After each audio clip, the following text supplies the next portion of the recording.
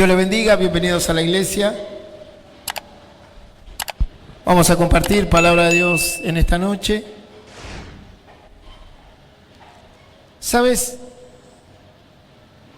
Dice la Biblia que su palabra no vuelve vacía. Específicamente en el libro de Isaías, y lo voy a leer, no es el mensaje, o sea, no es la palabra que vamos a compartir hoy. Isaías en el capítulo 55 dice: porque como desciende de los cielos la lluvia y la nieve, y no vuelve allá, o sea, no vuelve al cielo, sino que riega la tierra y hace germinar y producir y da semilla que siembra y pan al que come, así será mi palabra que sale de mi boca. No volverá a mí vacía, sino que hará lo que yo quiero y será prosperada en aquello para que la envíe. La palabra de Dios genera efectos y acciones en aquellos que la escuchan. Nunca vuelve vacía. Jesús, cuando llega a una persona, ya sea que le prediquen, ya sea que le vienen hablando hace tiempo, algo genera en nuestro corazón. Y sabes que en muchos corazones la palabra de Dios ha generado efectos muy buenos. Y ha generado buena respuesta y buenas acciones. La Biblia nos cuenta una historia hermosa de unos discípulos que iban caminando de Jerusalén a Emaús, y cuando se cruzaron con Jesús, dice esta historia que Jesús les hablaba de su palabra, les hablaba del mensaje, les mostraba a través del recorrido de toda la Biblia la existencia de Él y el sacrificio que había hecho y la resurrección. Y dice que esa palabra, ese mensaje, en ellos generaba como una alegría, generaba como una esperanza, como gozo, como paz y paciencia. Ese es el efecto que nosotros queremos que la palabra de Dios haga en aquellos que la escuchan.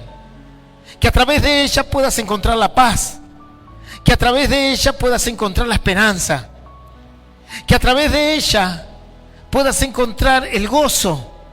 Como le ocurrió a estos discípulos, que si bien estaban tristes porque habían crucificado a Jesús y todavía no, de alguna manera, no habían visto su resurrección, dice que cuando Jesús, que no lo habían conocido todavía, les hablaba de la palabra de Dios, dice que sus corazones se iban llenando de gozo, de alegría.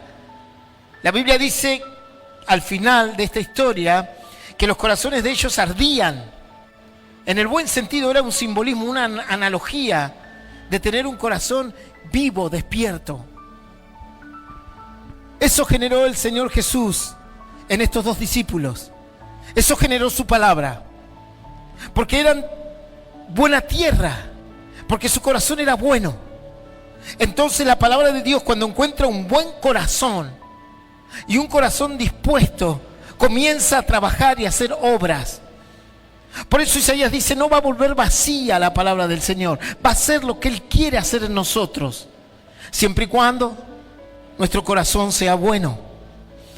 Ahora, resulta que en otros la palabra de Dios no ha generado esos efectos. En otras personas la palabra de Dios ha generado indiferencia.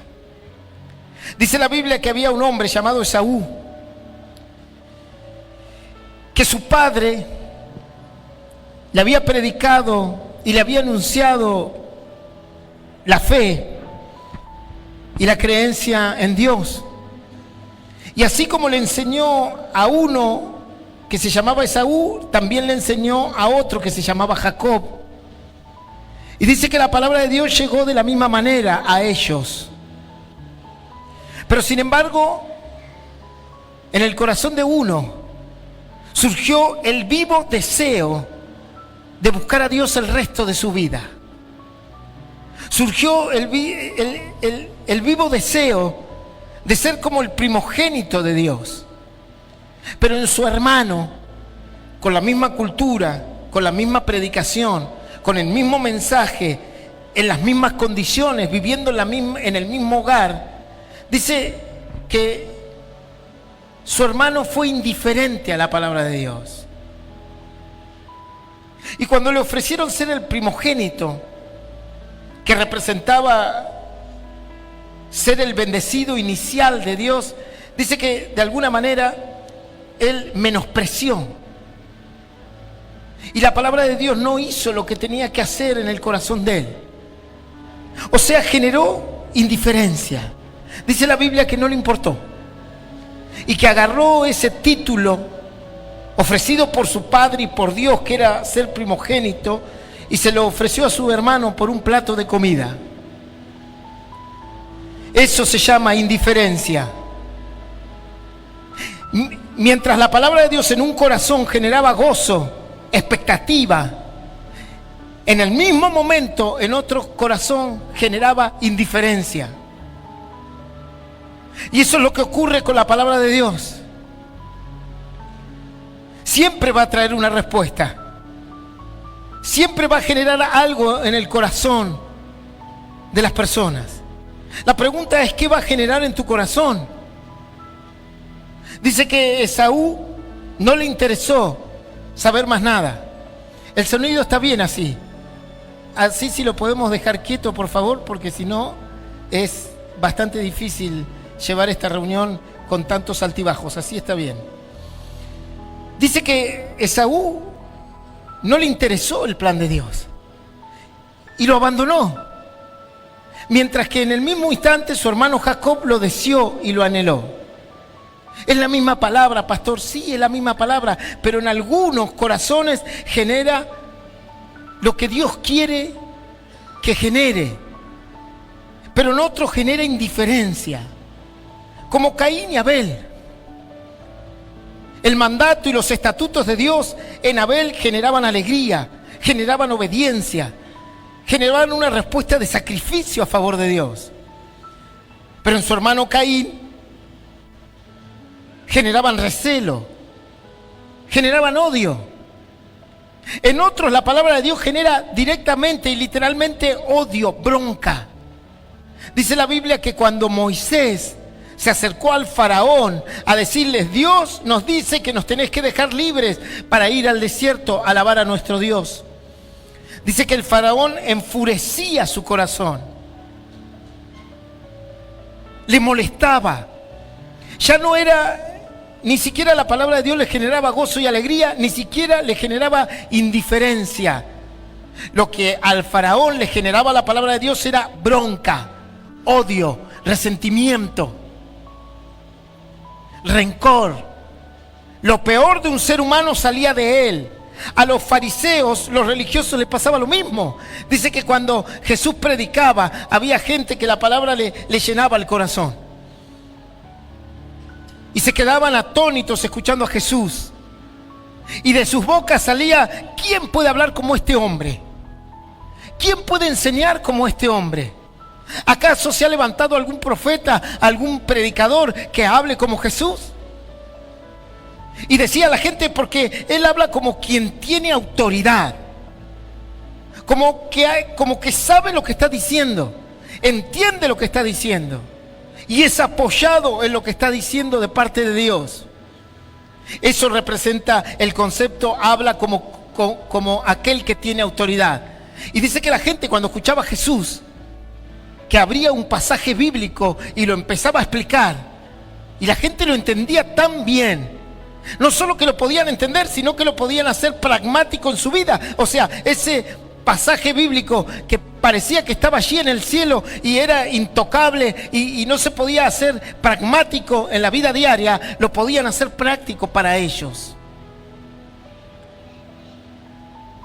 Y un pasaje como Isaías, que dice que el Espíritu del Señor está sobre mí, como predicó Jesús, porque Dios me envió a darle vista a los ciegos, lo que para ellos era algo abstracto, algo como inalcanzable, ahora lo estaban viendo alrededor de ellos. Los ciegos veían, no solo los ciegos físicos, sino los espirituales también. Los sordos espirituales empezaban a entender el valor de la eternidad y el valor de la muerte y una vida eterna. Y los sordos físicos también escuchaban las voces de sus seres queridos que nunca podían antes haber escuchado.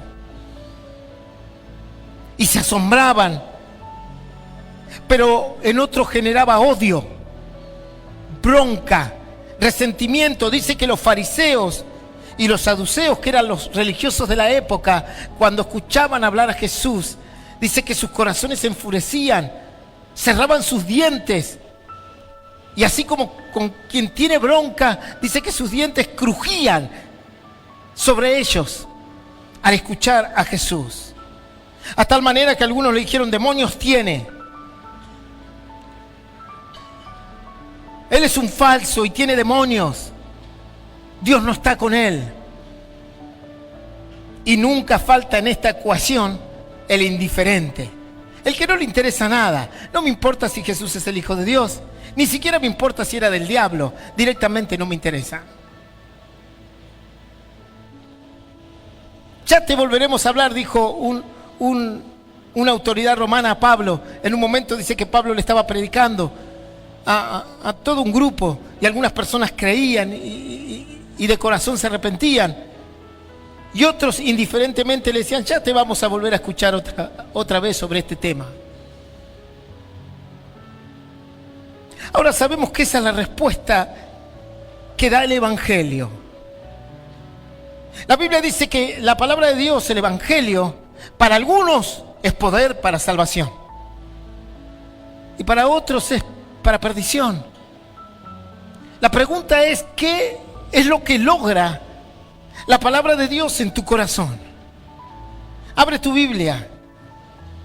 Evangelio de San Mateo, capítulo 2, versículo 1 en adelante. Evangelio de San Mateo, capítulo 2, versículo 1 en adelante. Vamos a leer esta palabra en el nombre del Padre, del Hijo y del Espíritu Santo. Dice así: cuando Jesús nació en Belén de Judea, en días del rey Herodes, vinieron del oriente a Jerusalén unos magos, diciendo: ¿dónde está el rey de los judíos que ha nacido? Porque su estrella hemos visto en el oriente y venimos a adorarle. Y oyendo esto, el rey Herodes se turbó, y toda Jerusalén con él. Y convocado todos los principales sacerdotes y los escribas del pueblo, les preguntó dónde había de nacer el Cristo. Ellos le dijeron: en Belén de Judea, porque así está escrito por el profeta: y tú, Belén de la tierra de Judá, no eres la más pequeña entre los príncipes de Judá, porque de ti saldrá un guiador que apacentará a mi pueblo Israel. Entonces Herodes llamó en secreto a los magos, indagó de ellos diligentemente el tiempo de la aparición de la estrella, y enviándoles a Belén dijo: id allá y averiguad con diligencia acerca del niño, y cuando le halléis, hacédmelo saber, para que yo también vaya y le adore. Ellos, habiendo oído al rey, se fueron, y he aquí la estrella que habían visto en el oriente iba delante de ellos, hasta que llegando se detuvo sobre donde estaba el niño. Y al ver la estrella, se regocijaron con muy grande gozo. Esto es palabra de Dios, y le damos un fuerte aplauso al Señor. Aleluya. Una historia impresionante. Una historia que nos muestra el carácter de lo que Cristo genera en los seres humanos. Una historia que nos va a poner a nosotros sobre una báscula, sobre una balanza, para que decidamos nosotros qué corazón queremos ser. La palabra de Dios dice así: cuando Jesús nació en Belén de Judea, en los días del rey Herodes, vinieron del oriente a Jerusalén unos magos. La palabra, la traducción es magois, no es mago los que hacían magia. Los magois eran personas sabias que estudiaban las señales del cielo, astrónomos de su época. Y estos habían leído la palabra de Dios. Y estos habían leído la profecía de que iba a llegar Cristo. Y tenían conocimiento de que un rey nacería en Jerusalén. O sea, perdón, en Belén, pero Jerusalén, bueno, Belén está a unos 7 kilómetros, 11 de Jerusalén. Que allí, en la región de Judea, iba a nacer un Salvador, un rey, y que iba a ser rey de la humanidad.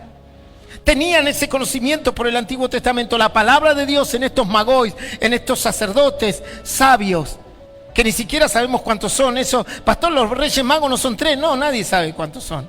La Biblia no dice que son 3, ni tampoco dice que son reyes. Eso es un invento humano. Se lo voy aclarando, porque hay gente que por ahí, ahora se acerca la Navidad y empiezan con los Reyes Magos y todo eso. No eran 3, ni sabemos, quizás eran 2, quizás eran 3, quizás eran 4. Se supone que podrían haber sido 3 porque regalaron oro, mirra y incienso, y como son 3 regalos, uno llevó cada uno. Pero capaz que alguno no llevó nada y el otro llevó todo, no lo sé. Dice que eran sabios, que eran entendidos, y que la palabra de Dios en ellos había generado un deseo de querer encontrarse con el Salvador, con el Rey Jesús. Y fue tanto el deseo que ellos tuvieron de encontrarse, que decidieron, en las inclemencias del desierto y de lo que eran las distancias en aquel entonces, porque dice que venían del oriente, como decir que fueron de China a Israel. Dice que emprendieron un viaje, y la fe era tan profunda que como señal solo obtuvieron la guía de una estrella, un efecto astronómico, una señal en el cielo.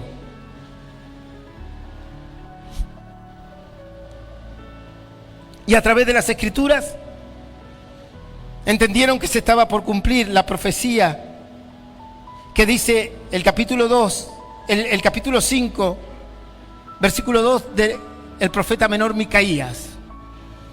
Y con ese gozo, con esa esperanza, salieron a encontrarse con Jesús. Para ellos la palabra de Dios había sido nutritiva. Para ellos la palabra de Dios había sido lo suficientemente necesaria para arriesgar sus vidas, para arriesgar su tiempo en búsqueda de Jesús. Y tan solo tenían el Antiguo Testamento, pastor, tan solo el Antiguo Testamento. Tan solo esta profecía, tan solo esa profecía. Con eso les bastó para salir a buscar a Jesús, al Salvador. Y dice que estos sabios emprendieron este largo viaje para encontrarse con Jesús, porque entendían que era un rey, porque entendían que era un Salvador, porque entendían que era el Rey de Reyes y Señor de Señores. Eso generó la palabra de Dios en el corazón de ellos. No es que ellos se levantaron una mañana y escucharon una voz que le dijo: vayan al desierto, lleguen hasta Jerusalén, busquen la tierra de Belén, a ver si encuentran a Jesús. No, tenían conocimiento. Tenían conocimiento de la llegada de Cristo. Así como este hombre que cuando nació Jesús y lo presentaron en el templo, agarró y dijo: he visto la salvación. Porque ya sabían que Jesús iba a venir. Pero había generado eso. Y lo que uno pretende es que la palabra de Dios genere en tu corazón exactamente lo mismo, la expectativa de ir a buscarlo, la expectativa de encontrarte con Él. Porque ciertamente se tenían que esforzar y pasar por peligros, y no poco peligro, porque se tuvieron que cruzar con el rey Herodes, que era un criminal. Y dice así: cuando Jesús nació en Belén de Judea, en días del rey Herodes, vinieron del oriente a Jerusalén unos magos, diciendo: ¿dónde está el rey de los judíos que ha nacido? Porque su estrella hemos visto en el oriente y venimos a adorarle. Eso es lo que ocurre cuando tenemos un buen corazón para con Dios. Eso es lo que ocurre cuando la palabra de Dios encuentra en nuestro corazón tierra fértil. Comenzamos a ver su estrella, comenzamos a verlo a Él y queremos ir a buscarlo. Esta gente que vino de lejos tenía más conocimiento que los que vivían ahí, en las tierras de Jesús. Esta gente que vino de lejos tenía más fervor, más anhelo, que aún los que estaban esperando la venida del Mesías, que vivían ahí. Y se cumple lo que dice la palabra, ¿verdad? Vendrán del oriente y del occidente y se sentarán en la mesa con mi Padre. Mas los que son llamados hijos serán echados del reino. Dice que cuando Herodes escucha esto, se turba su corazón. O sea, tiene miedo. Herodes fue un rey que en Jerusalén que duró unos 40 y largos años. Pero era un hombre extremadamente violento. Y cuenta la historia que él mató a su propia esposa y a su hijo, con tal de que ellos nunca reinen y solo reine él. La historia cuenta que este rey, cuando estaba a punto de morir, se trasladó a otra región fuera de Jerusalén y dio orden de que cuando él muera, maten a todos los sabios y entendidos que estaban alrededor de su reino, para que todos lloren ese día que él muera. Y dice la Biblia así, dice, y oyendo esto el rey Herodes se turbó y toda Jerusalén con él. Dice que en toda Jerusalén se enteraron de esta cuestión. Se enteraron de la estrella, se enteraron de que iban a ser un Mesías, de que iba a venir un rey. Y dice que Herodes convocó a todos los principales sacerdotes, a los escribas, a los que eran sabios de este tema, a los que conocían la Biblia de punta a punta, a todos los que conocían de Génesis hasta el último profeta. Y dice que les preguntó dónde había de nacer el Cristo, que le expliquen esta situación que estos sabios estaban hablando. Y ellos le dijeron: en Belén de Judea, porque así está escrito por el profeta. Y tú, Belén, de la tierra de Judá, no eres la más pequeña entre los príncipes de Judá, porque de ti saldrá un guiador que apacentará a mi pueblo Israel. Y se fueron. La indiferencia. No le dijeron: sí, Herodes, está escrito que va a venir Jesús. Está escrito en la palabra de Dios que Dios nos va a mandar un Salvador. Dice que los escribas y los sacerdotes no les interesó. Ellos fueron indiferentes al plan de Dios. Ni siquiera les interesaba. Estaban preocupados en su mundo, en sus liturgias, en su religión, en sus protocolos, en sus trabajos de la iglesia. No les interesó, la indiferencia total. Aquí vemos los sabios con un corazón entendido, gozándose de la bendición que el nacimiento de este rey iba a traer. Y aquí vemos un grupo de indiferentes que no les interesó ni siquiera indagar un poco más del tema. Fue tan evidente el desinterés de estos hombres que Herodes llamó en secreto a los sabios y le dijo: vamos a hacer lo siguiente. A estos no les interesa nada. Ellos están con sus rituales, matando sus corderos, haciendo su Pascua, su fiesta. No les interesa lo que ustedes están diciendo, pero a mí sí. Por lo tanto, diligentemente averigüen sobre este tema y cuando encuentren al niño, llámenme. Así yo voy a adorarle. Tampoco Herodes quería adorarle, lo quería matar. Tal es así que cuando estos sabios encontraron a Jesús, avisados por revelación en sueños, le dijeron: vete por otro camino porque Herodes va a venir a matarlo. Y cuando Herodes se sintió burlado por estos sabios, dice que mandó a matar a todos los niños menores de 2 años. Y esto es lo que genera la palabra de Dios: odio en el corazón de muchos, rencor, resentimiento, celo, ira, porque viene y destruye todos tus planes. Porque viene la palabra de Dios y todo lo que tenías pensado y todo lo que querías hacer, Dios lo comienza a desbaratar para crear su plan en tu corazón. Y eso a muchos le molesta y le genera odio y rencor. Por eso todos los movimientos que existen de LGTB nos odian.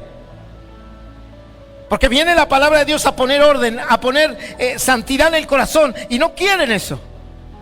Por eso son cristianofóbicos. Por eso otras religiones también nos odian. Porque no quieren cambiar a la voz de Cristo. No quieren que el Señor venga a corregir nuestro corazón. Y cuando Cristo viene a la vida de una persona, viene a corregir tu corazón, viene a cambiarte. Hay algunos pastores diciendo, no, Dios te ama tal cual como eres. Eso es mentira, eso es una falacia. Eso es ser indiferente a la verdad de Dios. Dios no viene a amarte como eres. ¿Para qué murió en la cruz entonces? ¿Para qué predicó el monte? ¿Para qué hizo la prédica del monte, de las bienaventuranzas? Bienaventurados los pacificadores, porque de ellos es el reino de los cielos. Bueno, que te quedes violento como eres. Jesús vino a cambiarnos. De ninguna manera Él te ama como tú eres. Eso es mentira. Eso es un engaño. No existe un solo versículo bíblico que pueda avalar semejante atrocidad. El Señor vino a cambiarlo todo. El Señor vino para que tu corazón cambie. Para que ocurra como ocurrió con Juan el Bautista. Es necesario que yo mengüe para que Él crezca. O como dijo Pablo, ya no vivo yo, mas Cristo vive en mí. ¿Cómo es eso? Ay, Dios me ama así. ¿Quién te dijo semejante mentira? Él vino a cambiar las cosas. Y vino a cambiar nuestro corazón. Y vino a arrancar el pecado, te guste o no. Y quiere santidad en nuestra vida, te guste o no. Y si no la puedes conseguir, es harina de otro costal. Eso vino a buscar Él. Adoradores en espíritu y en verdad, te guste o no, te duela o no. Eso vino a buscar el Señor.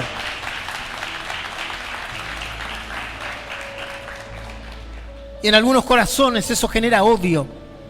En algunos corazones eso genera bronca, porque no lo pueden conseguir. Porque el pecado es mayor que la palabra de Dios. Habla más fuerte que la palabra de Dios. Porque no quieren cambiar. Imagínate Herodes cuando dijo, ¿cómo que nació un rey? Si el rey soy yo. Juan el Bautista era el profeta por excelencia. No solo honrado por Dios mismo, sino también por el pueblo de Dios. Yo no sé ustedes, pero yo me estoy cocinando.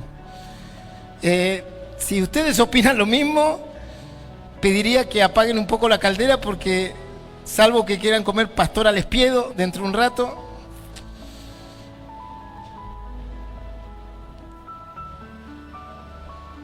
Dice que Juan el Bautista fue honrado por Dios, a tal punto que Jesús mismo dijo que hombre nacido de mujer más grande en el mundo, en la historia, que Juan el Bautista, ni se levantó ni se levantará. Y dice que era considerado por todo el pueblo como un gran profeta. Aún así, cuando llegó Jesús, Él mismo dijo, es necesario que yo mengüe para que Él crezca. Y yo ahora voy a dejar de ser el centro de atención para que el centro de atención sea Jesús. Y ese es el problema de muchos. Y fue el problema de Herodes. Herodes dijo, ¿cómo va a venir un rey?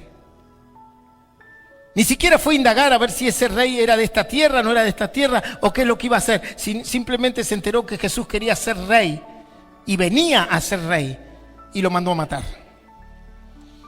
Y como no podía matarlo, dijo, agarren a todos los niños de 2 años y maten a todos.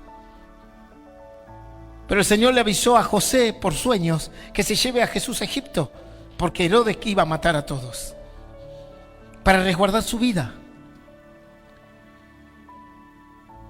Y cuando viene Jesús y viene la palabra de Dios, en algunos corazones genera eso. ¿Cómo que Dios me va a cambiar? ¿Cómo que Dios quiere que se hagan las cosas nuevas? A mí dame un Dios y un Cristo que me ame tal cual como soy. ¿De dónde sacó eso? ¿Quién inventó esa locura? Dios no te quiere como eres. Dios te quiere mejor. Jesús no te quiere como tú estás. Él quiere que te perfecciones y que cada vez seas mejor. Y que cada vez vayas creciendo más en la palabra, en el conocimiento y en la santidad sobre Él. En el compromiso. Pero ahora se viene un evangelio así. Dios te quiere. Grandes predicadores están diciendo esto. en las redes sociales. Claro, la gente defiende eso, porque la gente no quiere cambiar. El pecador no quiere abandonar el pecado, entonces quiere un Dios que lo ame así como está. Y no es así. El Señor vino a cambiar todas las cosas. He aquí, dijo el Señor, yo hago todas las cosas nuevas. No, pero no todas nuevas. Y cuando Herodes escuchó la palabra de Dios y que él tenía que dejar de ser rey porque iba a venir otro rey, se complicó la situación. Entonces sobrevino el rechazo, el engaño, para querer quitarle la vida. Después están los indiferentes, los que no le importa. Aquellos que le da lo mismo, como los saduceos o los fariseos. Nos da lo mismo. No importa, pastor. A mí me da lo mismo. Si está Dios, si está el diablo. A mí me da exactamente lo mismo. Si Dios me puede cambiar o no me puede cambiar. Los tibios, que dice la Biblia. La Biblia dice, más vale que seas, Apocalipsis, frío o caliente, porque los tibios serán vomitados de mi boca. El tibio no encontrará nunca las promesas de Dios. Morirá sin fe. Si eres tibio, morirás sin fe. Morirás sin ver las grandezas de Dios. Morirás sin conocer realmente la presencia de Dios en tu vida. Y dice la Biblia que serás vomitado de su boca, de sus promesas. La boca de Dios es su palabra. Serás vomitado de su palabra, de sus promesas. Cuando quieras gozar en el cielo de todos los beneficios que tienen los hijos de Dios, resplandecer como las estrellas en el firmamento, sentados en la mesa del Señor, te serán negados, porque serás como un vómito, algo que se expulsa. Ese es el fin de los tibios. Ese es el fin del indiferente. Ese es el fin de que le da lo mismo el mundo o la iglesia. De que le da lo mismo servir a Dios o no servirle. Que le da lo mismo entregarse de corazón o no entregarse de corazón.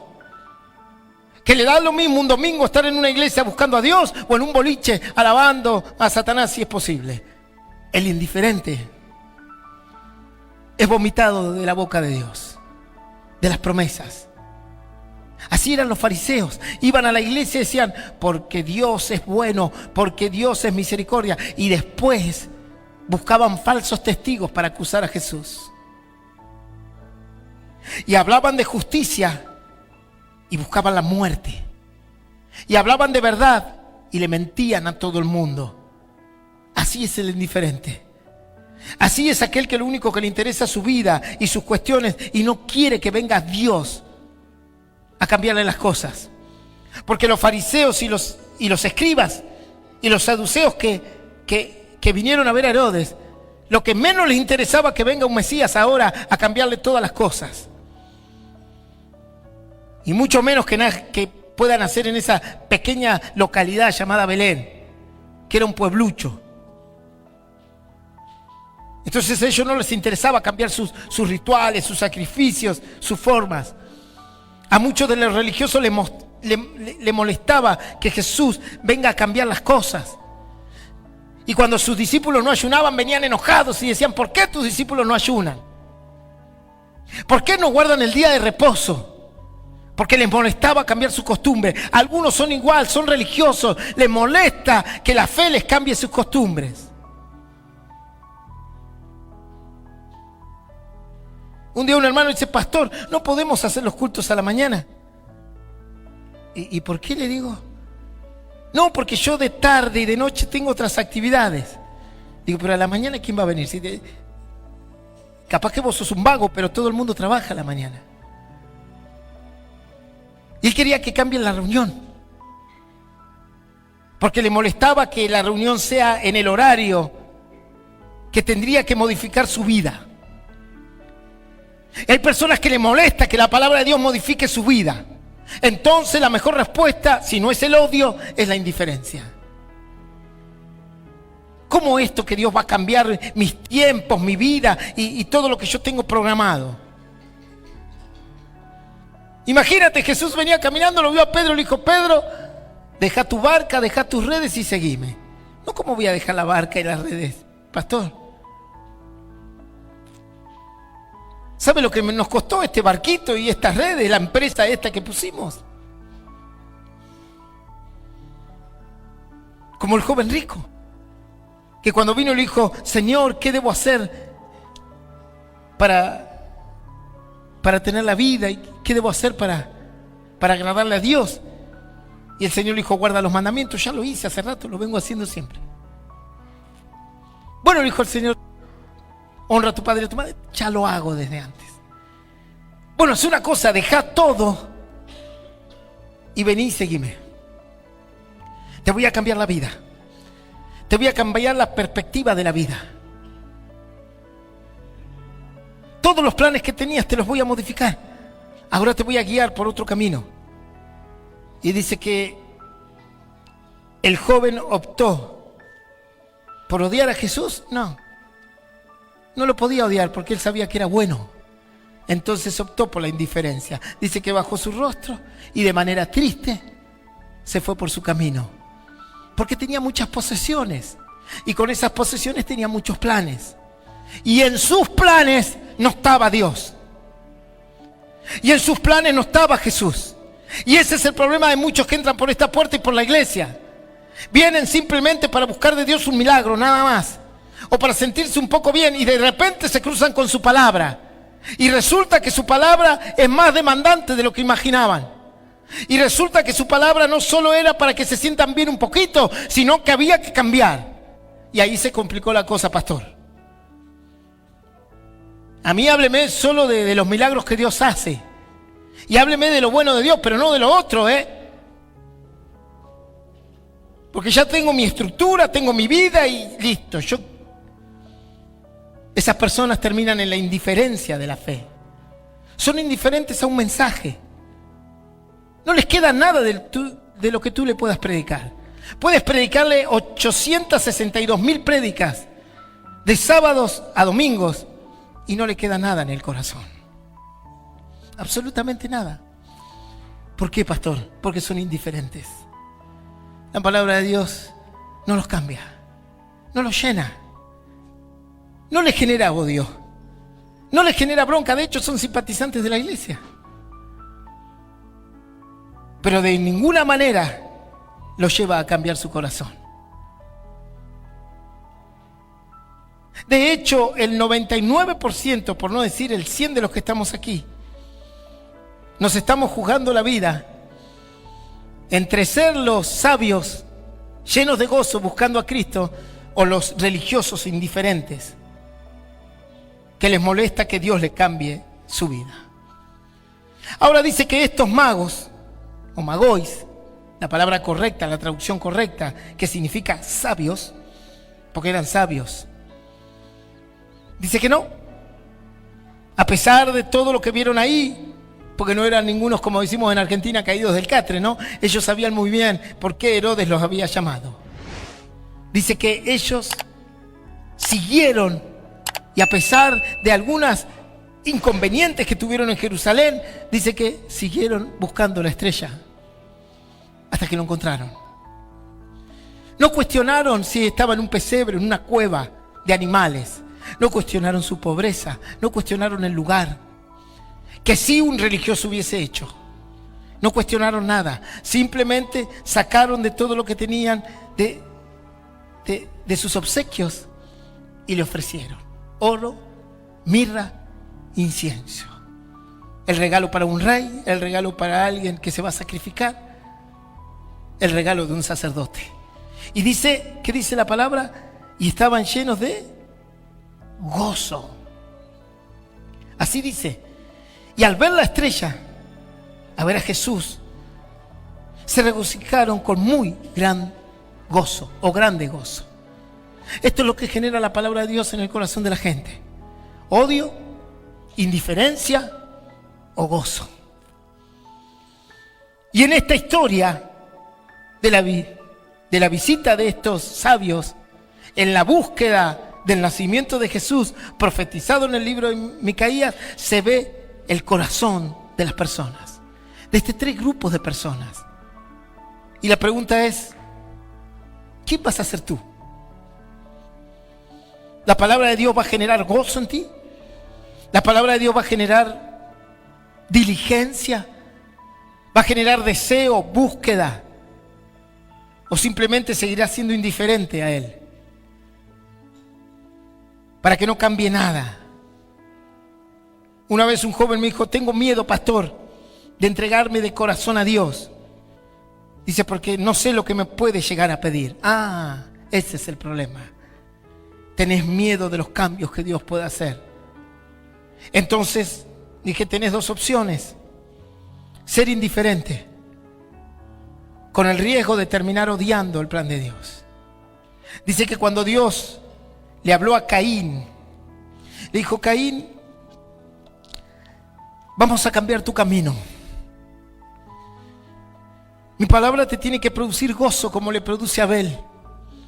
Y te tiene que producir gratitud. Y Abel demuestra esa gratitud tomando lo mejor que tiene de su trabajo, que era su ganado, y ofreciéndomelo a mí en sacrificio. No es que Dios necesite un animal. Es el dueño del oro, de la plata del mundo y de todo lo que existe en esta tierra. Es el creador de todo. Pero sí era agradable el corazón de Abel. Y la palabra de Dios en el corazón de Abel producía fruto, cambio. Sin embargo, dice que en Caín iba generando algún tipo de recelo, de resentimiento. Y Dios lo cruza en el camino y le dice: bueno, Caín, hacé como hace tu hermano y te va a ir bien. Hace que la palabra de Dios te produzca gozo, que te produzca compromiso, que te produzca entrega. Porque ¿qué hacía Caín?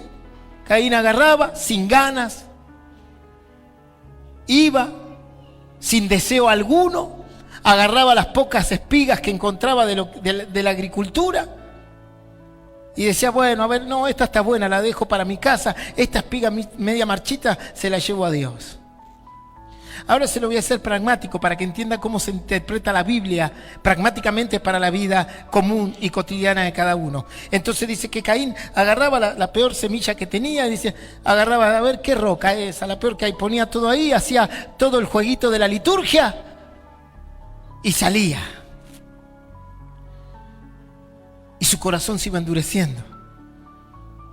E iba teniendo recelo contra su hermano, porque él veía que Dios lo bendecía.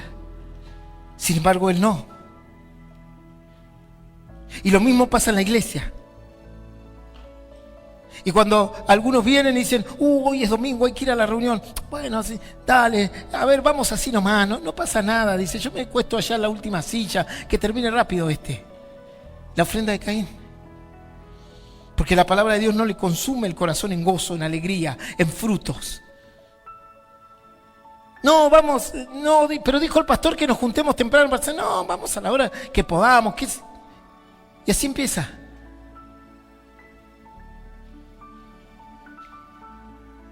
Y le vamos a dar a Dios lo peor que tengamos. Un día yo estaba en 28 de noviembre, fui pastor en 28 de noviembre. Tuve que ir a restaurar una iglesia allí. Cuando llegué, la iglesia estaba destruida. Cuando llego, tenía 3 hermanos nomás, de los cuales a uno lo tuve que expulsar de la iglesia. Así todo, Dios nos prosperó. Cuando me volví aquí en Río Gallego, la iglesia había quedado con más de 50 personas. Crecida, avanzada. Y un día digo a los hermanos: bueno, traigamos algo que querramos donar para poder venderlo. Tenemos que mejorar la plataforma, todo. Bueno, usted me conoce cómo trabajamos aquí. Enseguida nos ponemos manos a la obra a mejorar la iglesia. Lo que denominamos la casa de Dios. Claro que Dios no vive aquí adentro, ¿no? Eso está más que claro, ni siquiera nosotros. Pero Dios quiere un lugar para que nos congreguemos y que diligentemente lo cuidemos. Y viene una persona y me trae justamente la persona que expulsé. Me trae, y no la expulsé por eso, por supuesto, sino por otras inmoralidades que había. Y dice y me trae un cassette de video de esas caseteras viejas, ya existía el CD. Digo: ¿qué es esto? Digo, esto es la basura de tu casa. Lo que no te animaste a tirar en el cesto de basura, lo trajiste acá. La ofrenda de Caín. La espiga marchita. Porque la palabra de Dios en Caín generó eso, indiferencia. Y de la indiferencia fue al odio y mató a su hermano. La palabra de Dios en Abel generó gozo, alegría, expectativa, fe, a tal punto que aún muerto su sangre clamaba de la tierra a Dios. Y Dios le dijo a Caín, ¿qué hiciste con tu hermano? No sé, yo no soy guarda de mi hermano. La sangre de tu hermano clama de la tierra. Yo escucho su voz. Pero lo mató, pastor. Pero no entiendes que para los hijos de Dios es vida eterna. Tu voz está en esta tierra y seguirá después que te vayas de esta tierra. Dice, escucho la voz de tu hermano clamando. Digo, mire hermana, esto es basura y lléveselo de aquí. Porque esto es la indiferencia al plan de Dios. Y algunos viven así, en una indiferencia total al mensaje. No comprenden. Y por más que tú le predicas un fin de semana al otro, lo que es el compromiso, la diligencia, no. Y el riesgo de el riesgo de la indiferencia es el odio luego. Y dice que cuando llegaron estos magos, estos sabios, se encontraron con que en el lugar que supuestamente tenían que recibir esta noticia con gozo y con alegría, en el lugar que tenían que recibir esta noticia con salterio, con panderos, se encontraron con odio e indiferencia. Y a veces tú vienes a buscar a Dios a la iglesia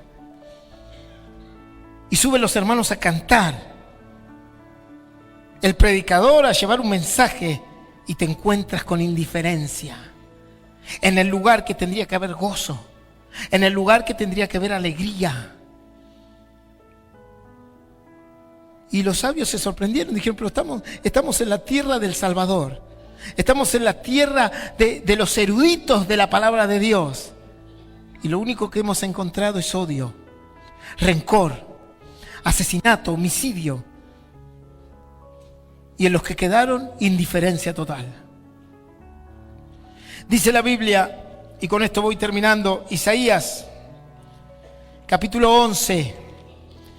Mi palabra, dice el Señor, no volverá vacía. Así será mi palabra que sale de mi boca. No volverá a mí vacía, sino que hará lo que yo quiero. ¿Qué es lo que hará en ti? ¿Te hará un vaso de honra o de deshonra? ¿Te hará un indiferente?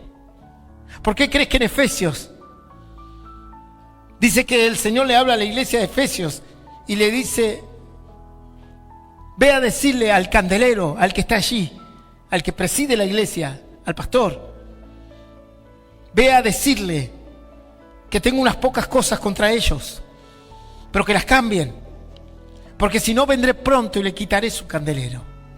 Le quitaré lo que lo ilumina, le quitaré lo que le marca el camino, le quitaré a aquel que le aclara el camino. Y ve a decirles que han perdido su primer amor. Ya son indiferentes. Se olvidaron de dónde los saqué, se olvidaron de qué los perdoné, se olvidaron de lo que les ofrecí, se olvidaron de cómo Dios te sacó del mundo, se olvidaron de cómo Dios te limpió de los pecados, se olvidaron de cómo Dios te dio gozo. Por sobre todas las cosas se olvidaron de lo que tienen hacia el futuro, una vida eterna con Dios para siempre. Y enfriaron su corazón. Ve y diles que se arrepientan y vuelvan a las primeras obras. Porque si no, vendré y le quitaré su luz, su candelero.